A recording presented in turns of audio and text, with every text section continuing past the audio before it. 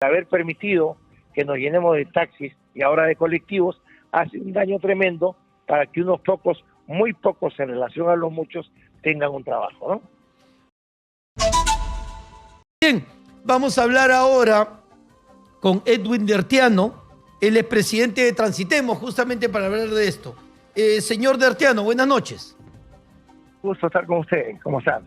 Bien, en principio, ¿qué opinión le merece el informe de TomTom sobre el tráfico, lo lento del tránsito en Lima, digamos?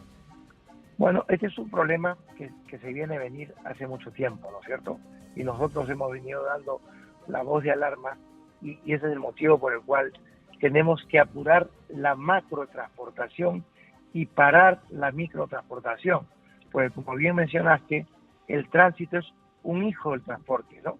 Si estamos escogiendo equivocadamente el transportarnos en vehículos cada vez más chicos, en vez de hacerlo con buses grandes que tengan paraderos y que tengan un itinerario, vamos cosechando lo que estamos viendo, ¿no?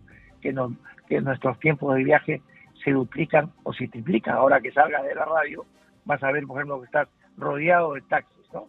Lima debería tener 17.000 buses, ¿no?, urbanos, ¿no?, y digamos no más de 80.000 taxis, que es lo que tiene Buenos Aires. Bueno, Lima tiene 25.000 entre buses viejos, unos cuantos buenos del metropolitano, y luego vienen los microbuses, las coasters, las combis, las microcombis, las loncheritas, los colectivos. Incluso se acaba de promover en el Congreso 4 años más para colectivos, ¿no?, y taxis, ¿no es cierto? Entonces, digamos que para que 180.000 o 200.000 personas que no eran transportistas y que por cosas de la vida se han convertido en transportistas, estamos afectando los tiempos de viaje y la calidad de viaje de los 12 millones de habitantes que estamos en Lima. O sea, es un trabajo que hace daño, algo similar a lo que pasa cuando en los ministerios se tienen pues 1.000 personas más de las que debería tenerse y tienen que inventarle un trabajo para que justifiquen su existencia, y el trabajo justamente consiste en hacer más trámites y que las cosas que deberían hacerse en menos días se hacen en más días, digamos. Hay trabajos que hacen daño, ¿no? Y el haber permitido que nos llenemos de taxis y ahora de colectivos hace un daño tremendo para que unos pocos, muy pocos en relación a los muchos, tengan un trabajo, ¿no? Ahora, quiero hablar del transporte, sí, pero hablemos un poco de la ciudad, ¿no? La ciudad de Lima es una metrópoli, ya es una megápolis, ya pasamos de lejos de repente los 10 millones de habitantes, sus dimensiones corresponden a una gran ciudad, incluso más grande que muchas de las grandes capitales del mundo y con más población. Una ciudad así no debería tener ya una semaforización totalmente centralizada e inteligente. Una ciudad como Lima no debería tener ya un departamento especial desde la Municipalidad Metropolitana que se dedique a la ingeniería vial, por ejemplo, los giros a la derecha libres con precaución, la prohibición de los giros a la izquierda y todo un conjunto de obras que de repente no son de gran envergadura, pero sí son intervenciones que se tendrían que hacer a la ciudad para mejorarla, y en general hacer obras que mitiguen los grandes nudos de la ciudad. No deberíamos ir, si estamos pensando en una ciudad del futuro, en una ciudad que pretenda ser potencia mundial, ¿no deberíamos primero invertir justamente en todo eso? Sí, definitivamente. Hay que modernizar muchas cosas, pero como digo, la madre del cordero es el exceso de vehículos de transporte de poco tamaño que han ido creciendo a mucho mayor velocidad que el crecimiento de buses con paraderos metropolitanos con sus respectivos alimentadores, ¿no? Los llamados justamente a modernizar el transporte, que han sido el tren eléctrico, la línea 2 de metro que está en proceso y bastante atrasada, y los metropolitanos, sumados todos, a duras penas transportan el 7% de estas de esos 12 millones de habitantes que ya tiene Lima, ¿no? El 93% restante se transporta en estos vehículos que no paran de involucionar, ¿no? Ese es un problema. El otro problema, como tú bien dices, Lima ha crecido, yo lo he visto crecer, yo tengo 75 años, de alguna forma soy testigo porque he conocido la Lima de 1960 de 1.600.000 habitantes y la Lima del 2024, ¿no?, de 22 millones de habitantes. ¿Por qué ha crecido Lima? Es una ciudad muy interesante porque Lima no es una ciudad de limeños.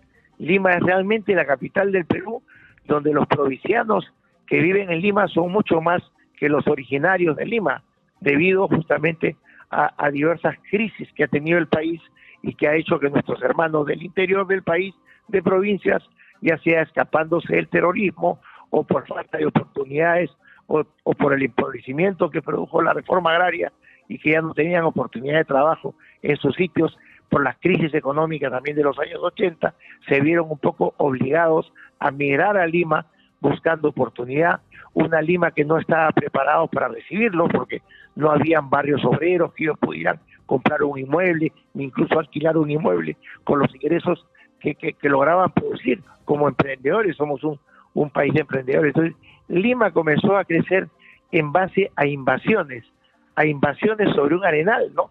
Toda nuestra costa es un arenal con pequeños valles, con pequeños ríos que forman pequeños valles. Lima no es excepción. Entonces, el primer pueblo joven que se hizo, que en esa época se llamó barriada, fue San Martín de Porres, porque cobijó a la gente que ayer era peón de campo y que venía atraído por una incipiente industria que se comenzaba a ubicar en la avenida Argentina y la avenida Colonial. Entonces, San Martín de Porras, a la salida norte de Lima, fue la primera invasión que dio lugar a esta barriada, que luego se le cambió de nombre, de barriada, que era un poco ofensivo, ¿no?, a pueblo joven, pero cambió el nombre, pero no su situación.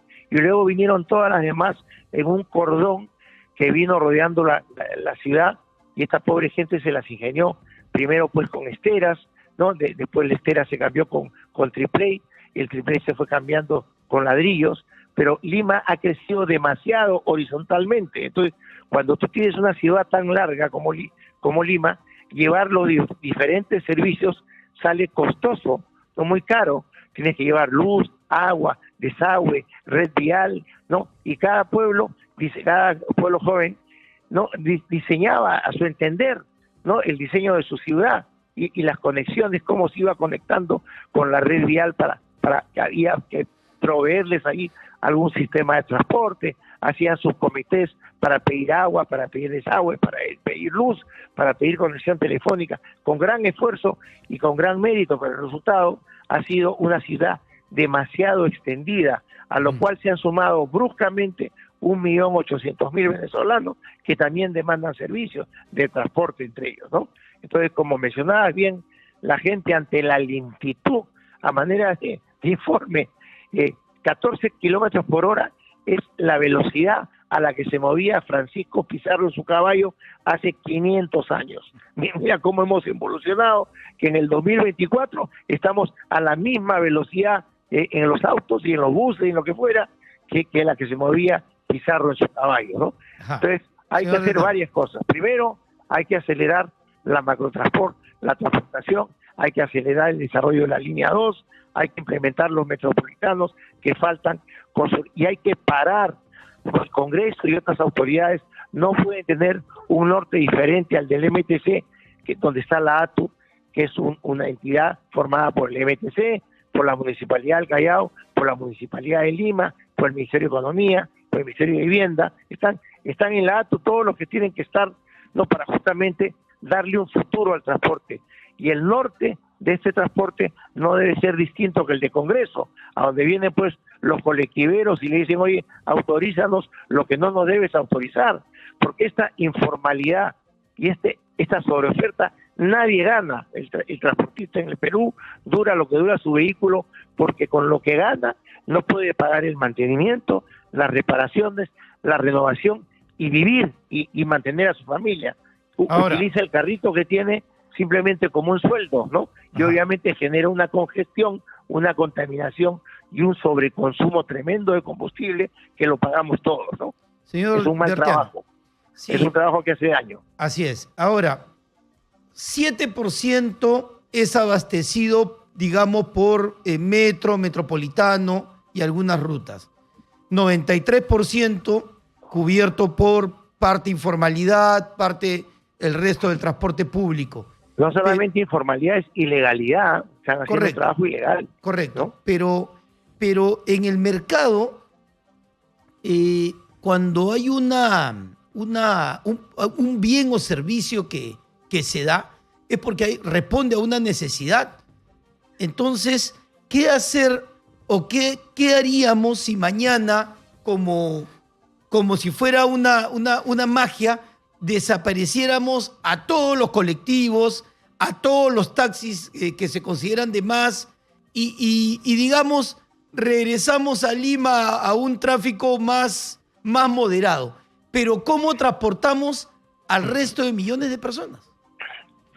Bueno, mira, el tema de esta informalidad, ilegalidad, no solamente es la sobreoferta y la congestión vehicular que, como digo, nos duplica y nos triplica los tiempos de viaje, nos hace quemar miles de galones de combustible con los autos prendidos sin moverse con su respectiva contaminación, sino que además el daño mayor es que esta congestión no va a permitir que nos enfrentemos a la formalidad, porque un bus urbano cuesta 120, 130 mil dólares y no lo puedes pagar si es que el bus no se mueve, ¿no? Entonces nadie va a querer invertir en buses para que estén atrapados en el tráfico, ¿no es cierto? Esto se originó a comienzos de los años 70, donde equivocadamente la política ingresó al transporte. El transporte es una actividad tremendamente técnica, se mide en costo por kilómetro y el costo por kilómetro se mide en centavos de dólares, así de técnica que es, no se mide con reacciones políticas o con aplausos políticos, ¿no? Entonces, en el transporte todo es dólar menos el chofer.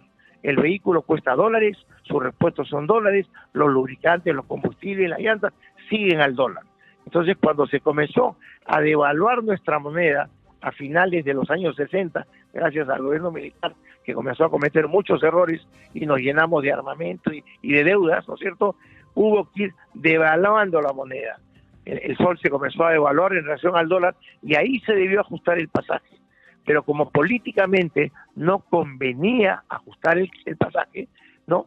Se mantuvo y lo que cobraban las empresas que entonces eran de la municipalidad, la paramunicipal, la ENATRU, todas ellas, ¿no? Vieron morir todos los días un bus y la gente se amontonaba en los paraderos porque con lo que se cobraba ya no se podía obviamente renovar, tampoco se podía reparar. Entonces día a día iban muriendo los buses y la gente acumulándose en los paraderos y alguien dijo, oye, ¿por qué no le soplamos a los privados el transporte público? Y dijeron que se compren un camión, que entonces se ensamblaban acá los Dodge, ¿no? Que se compren un camión y que lo carrocen en las empresas que carrozaban y que se hagan un microbús. Ya el nombre sí te dice que era más chico que el bus, y cuando más chico es un vehículo, el costo por pasajero sube, ¿no? Entonces nos comenzamos a llenar de microbuses y el transportista privado en su ignorancia dijo, tengo que respetar el paradero, hijo. Le dijeron, haz lo que quieras mientras no me subas el pasaje. Y este pobre hombre pensó que estaba haciendo negocio y nos llenamos de microbuses, incluso más de lo que necesitamos, y toda sobreoferta genera pues una caída en las tarifas y tampoco pudieron mantener, reparar, renovar. Y luego se aperturó en los años 90 la importación de autos usados y se libera totalmente el transporte, podías hacerlo en lo que quisieras. Y aparecieron las Coster y las combis más chicas que el microbús y nos fuimos llenando de toda esta pica, ¿no? Que nos ha dado uno de los peores transportes de Latinoamérica y el tráfico más pesado del mundo. Mira lo que estamos cosechando por ese absurdo de que como hay demanda y hay que aceptar que dentro de poco ya vamos a ver el transporte en motos, ¿no?